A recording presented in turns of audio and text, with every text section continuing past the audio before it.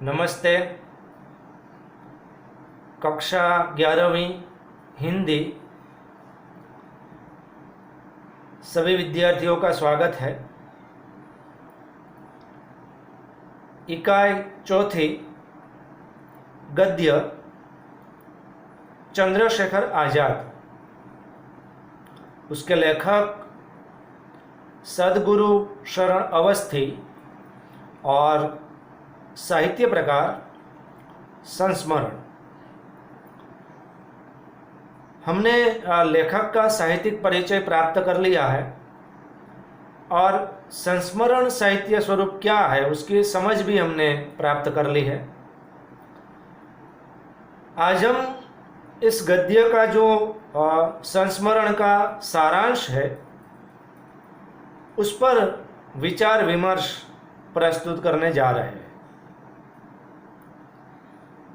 चंद्रशेखर आज़ाद एक वीर देशभक्त क्रांतिकारी थे और उनके अपने निजी कई सारे गुण थे। इन गुणों को लेखक ने बखूबी इस संस्मरण में आलेखित किया।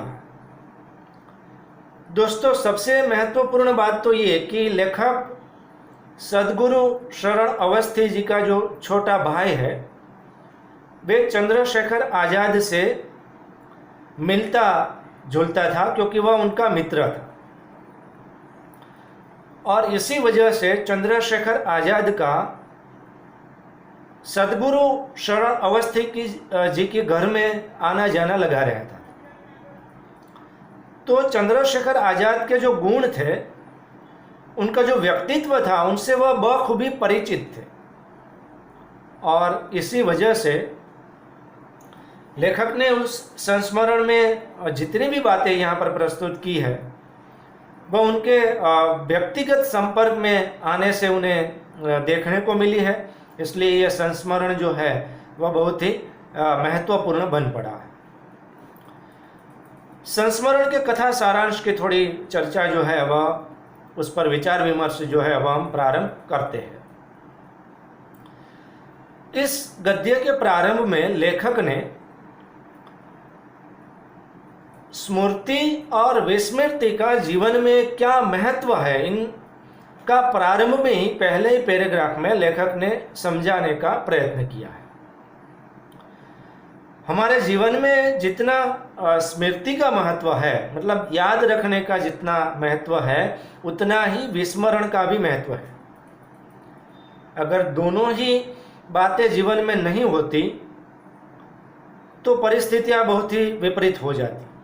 कई चीज़ें हमें याद रखने की भी ज़रूरत है और कई चीज़ें ऐसी भी है, किसी वस्तु, परिस्थिति, घटना, व्यक्ति को भूलना भी पड़ता है और कई व्यक्ति, वस्तु, पदार्थ, परिस्थिति को याद रखना भी उतना ही आवश्यक होता है।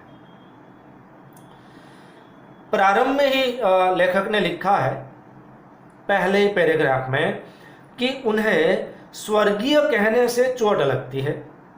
पता नहीं उनकी स्मृति आज क्यों सजग हो उठी है।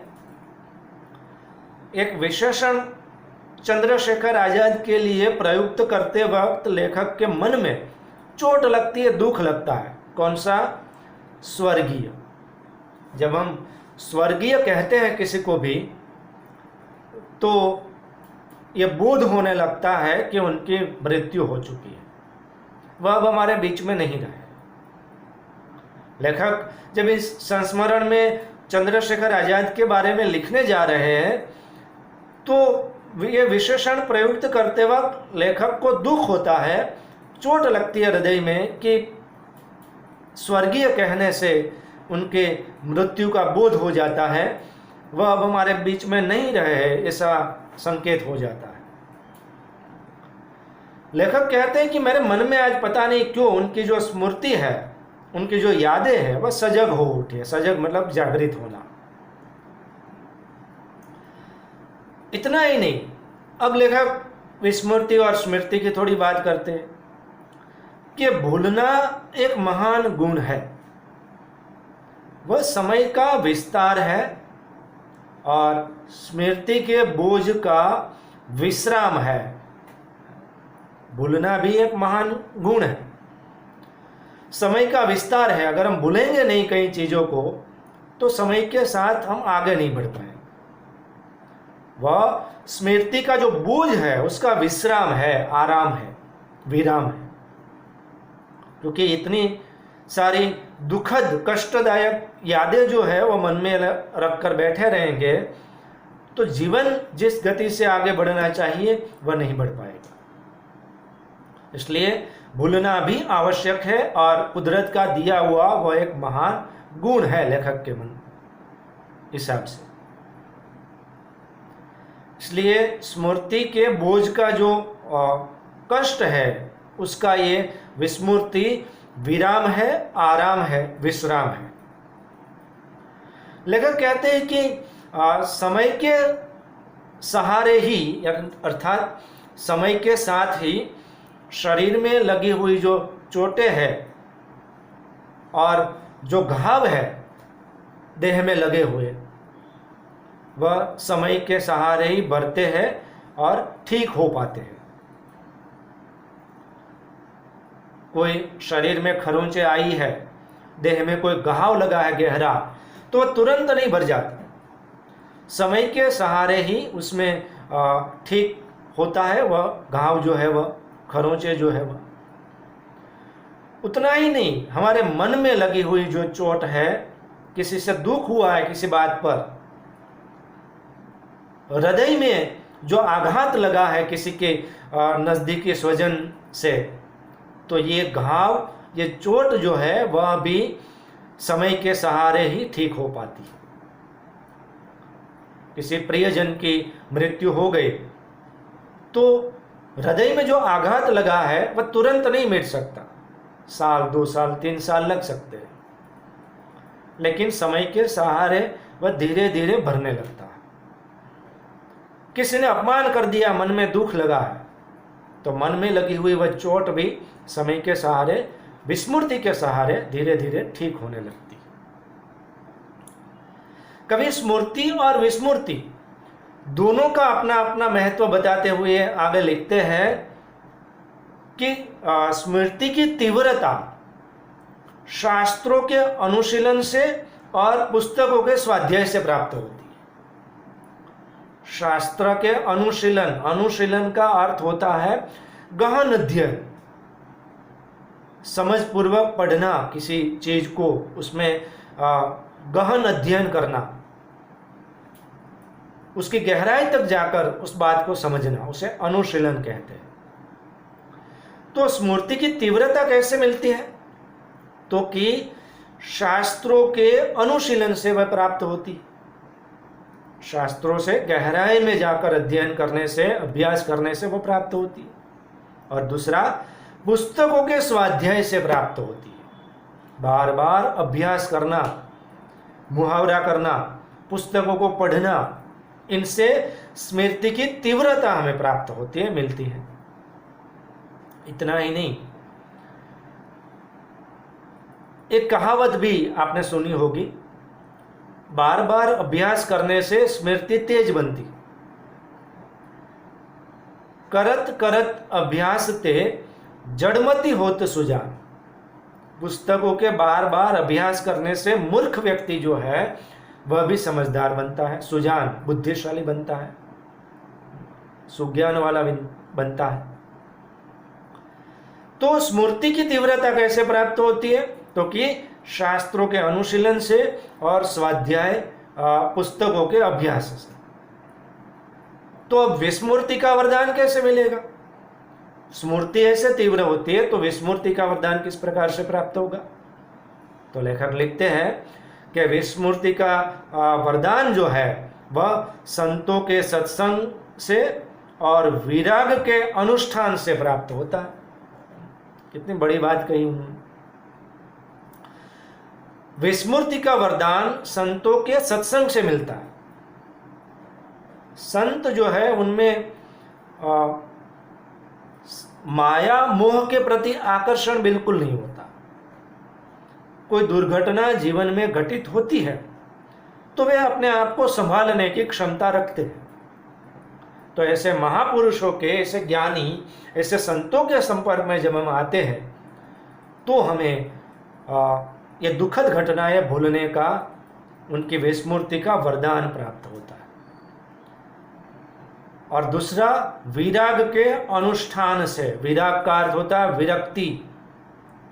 किसी भी व्यक्ति, घटना या कोई वस्तु, परिस्थिति के प्रति विरक्ति का भाव, अनाकर्षण का भाव, जिसमें आकर्षण बिल्कुल न हो, इस प्रकार का जो भाव है उसे विराग कहते हैं। एकदम विरक्ति, किसी बात के प्रति आकर्षण का अभाव। तो अगर बार बार इस प्रकार का आप हिम्मत पूर्वक विचार करेंगे या हृदय को मजबूत बनाएंगे, किसी व्यक्ति, परिस्थिति या वस्तुओं के प्रति जो मोह है उनसे दूर जाने का प्रयत्न करेंगे, तभी आपको विस्मृति का वरदान जो है वह मिलता है। लेखक लिखते हैं कि अगर विस्मृति न होती तो हम लोग अपने अपने घाव जो है वह प्रतिदिन कुरेदते रहते और जीवन कोढ़ की खाज हो जाता। अगर भूलना न होता तो क्या परिस्थिति होती? हम याद करते रहते, अगर किसी ने हमारा अपमान कर दिया है तो हम उससे बदला लेने के लिए याद करते रहते, बार बार उस पर गुस्सा करते रहते और हमारा वर्तमान भी बिगाड़ते हैं। हम इन परिस्थितियों में हम फंस जाते हैं। तो विस्मृति न होती तो हम अपने अपने घाव प्रतिदिन कुरेदते रहते और परिणाम यह आता कि जीवन कोढ़ की खाज बन जाता। कोढ़ की खाज होना एक मुहावरा है, संकट पर संकट आना। हम अगर भूल ना पाते तो परिस्थितियां बिल्कुल ही विपरीत हो जाती। तो यहाँ जीवन में स्मृति और विस्मृति दोनों चीजों का महत्व है, ये बात लेखक जो है वह बहुत ही स्पष्ट समझाते हैं। फिर उतना ही नहीं, लेखक आगे दूसरे पैराग्राफ में जीवन में हर क्षण का अपना अपना महत्व है, उनकी भी बात करते हैं कि क्षण आते हैं और चले जाते हैं।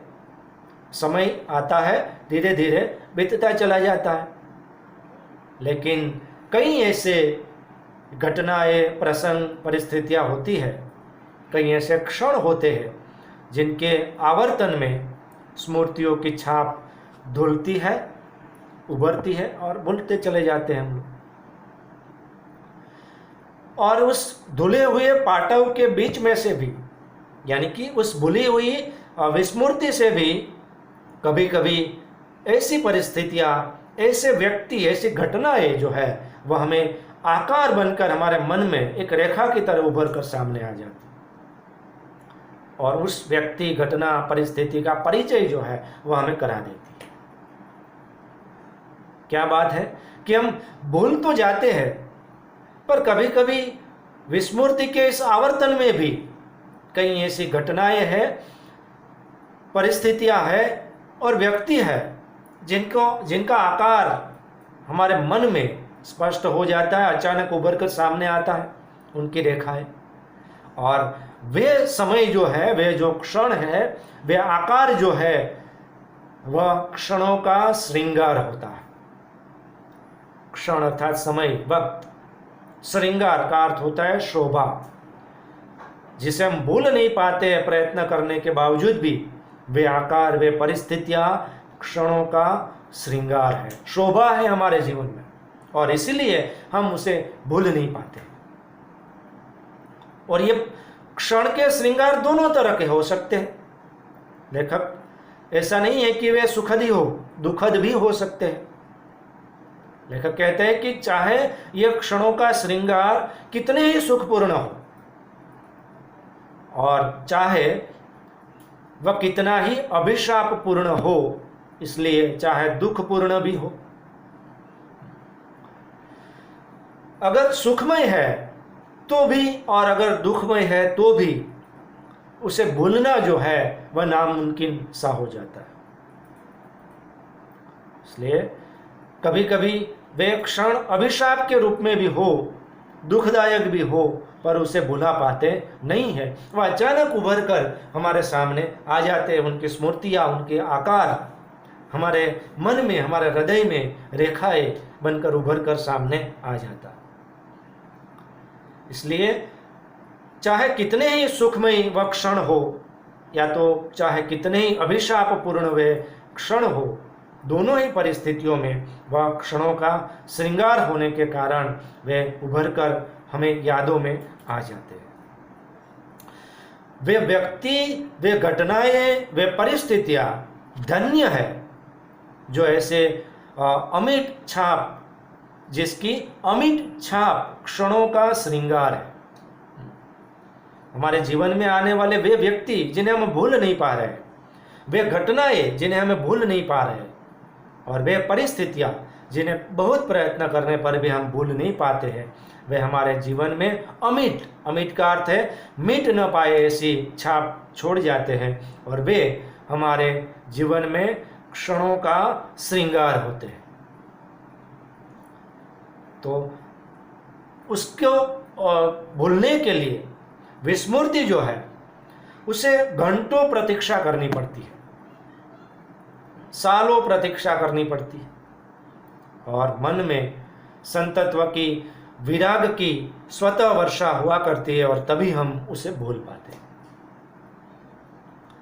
स्मृति और विस्मृति का महत्व बताते बाद लेखक तीसरे पैराग्राफ में कहते हैं कि चंद्रशेखर आजाद ऐसे ही व्यक्ति, ऐसी ही घटना, ऐसी ही परिस्थिति थे जिनकी स्मृति मन का पुण्य है। कैसी? तो कि जो मिट न पाए हमारे जीवन से, अमिट व्यक्ति थी, जिनकी छाप, जिनके गुण हमारे मन से, हमारे हृदय से मिट न पाए, कितनी भी कोशिश करने पर उनकी स्मृति, यादें मन में से न जाए, ऐसी ही वे एक व्यक्ति थे। उनके जीवन से जुड़ी हुई घटनाएं यादगार पूर्ण है, हर परिस्थिति। इसलिए उनकी स्मृति हमारे जीवन में मन का सबसे बड़ा पुण्य है। लेखक कहते हैं कि मेरी न जाने कितनी बार उनसे भेंट हुई हो। कारण क्या था? तो कि लेखक का छोटा भाई जो है वह चंद्रशेखर आजाद का दोस्त था। इसलिए चंद्रशेखर आजाद का लेखक के घर आना जाना लगा रहता था। लेखक के छोटे भाई का मित्र होने के कारण लेखक का भाई लेखक को जब भैया कहकर पुकारते थे, तो चंद्रशेखर आजाद भी लेखक को भैया ही कहा करते थे। किसी के घर में, किसी भी सड़क पर, किसी रेलवे स्टेशन पे, जब भी जिस हालत में भी चंद्रशेखर आजाद के साथ दिन में किसी भी क्षण में उनसे मिलना हो जाता था, जिस भी हालात में, वे उन्हें भैया कहकर ही हमेशा संबोधित करते थे। उन्होंने हमेशा ही लेखक के प्रति अग्रज का भाव प्रदर्शित किया, अग्रज का सम्मान दिया। अग्रज का अर्थ होता है बड़ा भाई, उम्र में बड़ा। क्रांतिकारी लोग जो होते हैं वह वैसे वचन में बड़े कृपण होते हैं। कृपण का अर्थ होता है कंजूस। वे तुरंत किसी को वचन नहीं देते, वचनबद्ध नहीं हो जाते तुरंत, और मंतव्य के गोपनीय होते। गोपनीय मतलब गोप्य, मतलब गोपनीय, जो जाहिर न कर सके उस प्रकार का। क्रांतिकारी खुद का व्यक्तित्व कैसा होता था क्रांतिकारियों का? तो कि वचन से कृपण और मंतव्य से गोप्य होते थे। इसलिए आवेश में आकर, प्रशंसित होकर तुरंत किसी को वचन नहीं दे देते थे, या अपनी जो भी उसका आयोजन होता था, वे जो भी करना चाहते थे उसे तुरंत जाहिर नहीं कर देते थे, कभी भी जाहिर नहीं करते थे, क्योंकि वह एकदम गोपनीय बातों को रखा करते थे, जाहिर नहीं होने देते। पर लेखक को चंद्रशेखर आजाद ने अपना समझ पर उनसे कभी भी मन मुटाव जो है वह नहीं रखा, दुराव नहीं रखा। और कोई बात उनसे छिपाई नहीं है। चंद्रशेखर आजाद को किसी भी प्रकार का भय नहीं था। वे बेफिक्र थे और कहा करते थे कि जीते जी वह किसी के हाथों में नहीं आएंगे। मैंने आपको कहा था उस दिन भी कि उनका कहना था कि हम आज़ाद ही जिए हैं और आज़ाद ही मरेंगे, जीते जी हम अंग्रेजों के हाथ में कभी आएंगे नहीं। उनके पास जो पुराने ढंग का माउजर पिस्तौल था और अपने कमर पर कटी पर लटकती रहती थी और कंधे पर जो गोलियों की पैटी लटका करती थी, कारतूस की पैटी लटका करती थी, उन पर चंद्रशेखर आज़ाद का पूरा भरोसा था। आप जानते हैं चंद्रशेखर आज़ाद की तस्वीर में उनके कमर पर कटी पर एक पुराने ढंग का बंदूक माउजर पिस्तौल और अपने कंधे पर गोलियों की पट्टी जो है, कारतूस की जो पट्टी है, वह आपको देखने को मिलेगी। वह हमेशा अपने साथ रखते थे क्योंकि अंग्रेजों से वे जिंदा रहते हुए कभी हाथ आना चाहते नहीं थे। इसलिए हम अपने नाम के आगे जहाँ चंद्रशेखर तिवारी था वहाँ पर वह चंद्रशेखर आज़ाद के नाम से जाने जाते। आज़ाद, जिंदा रहे तब तक भी आज़ाद रहे और मरने के बाद भी आज़ाद रहे। जिंदा कभी अंग्रेजों के हाथ में नहीं आया। अंतिम मुठभेड़ में खुद अपने जब पिस्तौल में एक ही गोली बची तो उन्होंने खुद गोली मारकर अपनी हत्या कर ली। लेखक कहते हैं कि हमने जब भी उनको किसी के घर में छिपा कर रखने की कोशिश की, वे उनके घर वालों को स्पष्ट कह देते थे कि आप बेफिक्र रहे, जब भी लड़ाई हुई तो मैं 4 घर दूर जाकर ही लड़ाई करूंगा, आप पर किसी भी प्रकार का संकट मैं नहीं आने दूंगा। अपने आश्रयदाता को वे आश्वस्त रखते थे जहां कहीं भी छिप कर रहे, क्योंकि वह उन पर किसी प्रकार का भय नहीं आने देते थे। उन्हें कभी जो उनका आश्रयदाता है, जिन्होंने उन्हें छिपा कर रखा है, उन पर किसी प्रकार का नुकसान न हो, ये वह पूरी जिम्मेदारी लेते थे। चंद्रशेखर आज़ाद और लेखक का क्रांति का जो पथ है, दोनों का अलग अलग था। लेखक गांधी विचार में विश्वास रखने वाले थे, इसलिए अहिंसा प्रिय थे, और चंद्रशेखर आज़ाद बलिदान के पथ पर चलने वाले, बलिवेदी के पथ पर चलने वाले क्रांतिकारी थे, इसलिए हिंसा में विश्वास करते थे। लेखक कहते हैं कि उन्होंने मुझे महात्मा गांधी जी की अहिंसा की जो विचारधारा है उन पर घंटों समझाया होगा। उनकी जो निसारता है, निसारता का अर्थ होता है सार नहीं है उसमें ऐसा। चंद्रशेखर आज़ाद ने, क्योंकि लेखक अहिंसावादी थे और गांधी विचार में मानते थे, तो उन्होंने कई बार महात्मा गांधी जी की जो विचारधारा है उन पर उन्होंने घंटों उनसे चर्चा की हो। एक बात हम यहाँ स्पष्ट कर दे दोस्तों कि गांधी जी पहल गांधी जी पर क्रांतिकारियों का पूरा भरोसा था। भगत सिंह, सुखदेव, राजगुरु, बिस्मिल, अशफाक उल्लाह खां, चंद्रशेखर आज़ाद और सुभाष चंद्र बोस, ये सभी क्रांतिकारी गांधी जी पर पूरा विश्वास रखते थे, लेकिन एक ही घटना ने इनका रास्ता जो है वह अलग कर दिया। आप जानते हैं कि असहयोग आंदोलन जब गांधी जी ने जारी किया, चौरी चौरा कांड की घटना हुई और गांधी जी ने असहयोग आंदोलन तुरंत वापस खींच लिया, किसी से भी पूछे बिना। तो ये क्रांतिकारी जो गांधी पथ पर चलकर अंग्रेजों के खिलाफ लड़ रहे थे, इन्होंने अपना रास्ता अलग तय कर लिया और लड़ाई के पथ पर, देश को आज़ादी दिलाने के लिए बलिदान के पथ पर, हिंसा के पथ पर ये युवा जो थे क्रांतिकारी वह चल पड़े और गांधी जी से अलग हो गए। अपना रास्ता खुद उन्होंने तय कर लिया, क्योंकि उनका विश्वास गांधी जी पर से उठ गया। जब भारत छोड़ो आंदोलन होने लगा, तब भी गांधी जी ने जो है वह अहिंसा का मार्ग अपनाया और देश को आज़ादी दिलाने का प्रयत्न किया। मूल बात यह है कि गांधी जी अपने विचार पर, अपनी अहिंसा पद्धति पर अड़े रहे और ये क्रांतिकारी अपने विचार से अलग रहे, क्योंकि उन्होंने हिंसा का पथ अपनाया। लेखक कहते हैं कि मैंने उनकी हिंसा पद्धति की घंटों बुराई भी की होगी उसके सामने, और हम दोनों ने अपने अपने विचार पर अड़ग रहकर अपनी अपनी बातें प्रस्तुत की, लेकिन हम दोनों में कभी भेदभाव नहीं रहा, उल्टा दोनों के प्रति आदर भाव बढ़ता रहा। दोनों का एक दूसरे के प्रति आदर भाव जो है वह बढ़ता रहा। लेखक कहते हैं कि उनके विचार जो है वह केवल तर्क का श्रृंगार नहीं थे या मानसिक प्रत्यय नहीं थे। तर्क का श्रृंगार मतलब बोल बोलकर विचार अभिव्यक्त कर देना, शोभाकारक उचित विचार प्रस्तुत कर देना, मन में उद्भवित हो ऐसे संकल्पनाएं प्रस्तुत कर देना।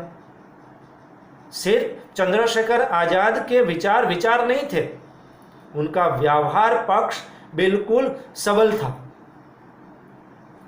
वह योगक्षेम का प्रकाश था, परिश्रम का प्रकाश था। वे जो बोलते थे, जो विचार करते थे, उसे कर कर दिखाते थे। जब भी चंद्रशेखर आजाद या अन्य क्रांतिकारी लेखक से कुछ भी कहते हैं, लेखक उसको मदद नहीं भी करना चाहते, उसके बावजूद भी वह किसी न किसी प्रकार से लेखक की मदद जो है वह ले ही लिया करते थे, और लेखक उसकी इस प्रकार की मदद करने में, उसकी बात को पूरी करने में मन न होने के बावजूद भी वह पूरी कर देते थे, और अपने आप को चंद्रशेखर आज़ाद की मदद करने में, उसकी बात को मानने में, पूरी करने में अपने आप को गौरवान्वित अनुभव करते थे। लेखक का मन नहीं है उसकी मदद करने का, क्योंकि वह हिंसा के पथ पर चलकर लड़ाई कर रहे हैं, और ऐसी परिस्थिति में भी उनके व्यक्तित्व का जो व्यवहार पक्ष है उसके कारण वह बिना इजाज़त से भी लेखक से काम निकाल लिया करते थे, और लेखक खुशी खुशी गौरवान्वित होकर उनकी मदद कर दिया करते थे, उनकी बात को मान लिया करते थे। तो दोस्तों, आज का भाग जो है वह यहाँ तक इस गद्य का सारांश जो है उसे रखते हैं। अगला जो दूसरा भाग है उसे फिर से हम समझेंगे, जहाँ पर चंद्रशेखर आज़ाद के व्यक्तित्व के और भी कई सारे गुणों की चर्चा जो है वह सद्गुरु शरण अवस्थी जी ने की है। तो यहाँ पर यह भाग पूरा करते हैं। धन्यवाद।